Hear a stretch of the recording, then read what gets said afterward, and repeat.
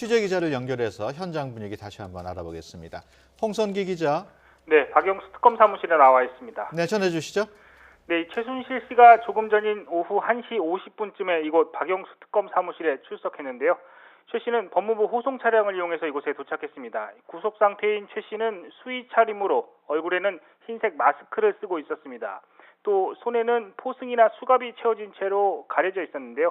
최 씨는 차에서 내려서 엘리베이터로 향하면서 취재진들이 박근혜 대통령 탄핵 등에 대한 심경을 묻는 질문에는 전혀 답을 하지 않았습니다. 대답을 하지 않은 것뿐만 아니라 아예 고개를 숙이고 걸어서 얼굴조차 노출하지 않는 모습이었습니다. 이후 곧바로 특검 사무실로 가는 전용 엘리베이터를 타고 이동했는데요. 최순실 씨는 특검팀이 공개 소환을 하기 시작한 첫날 바로 소환되는 겁니다.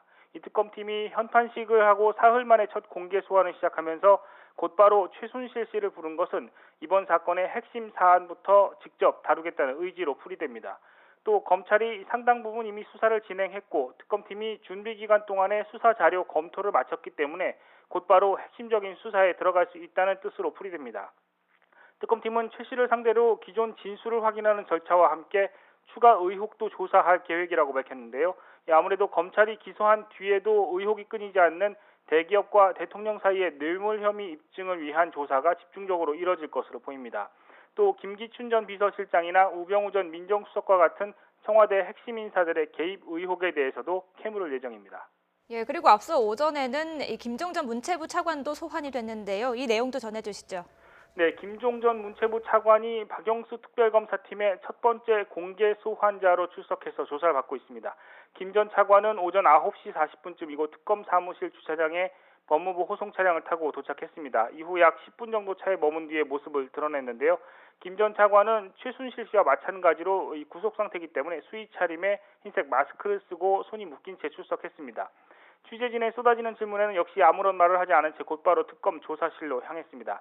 이 앞서 말씀드린 대로 김 전 차관은 박영수 특검팀에 출범한 뒤 공개 소환한 첫 번째 소환 대상자인데요.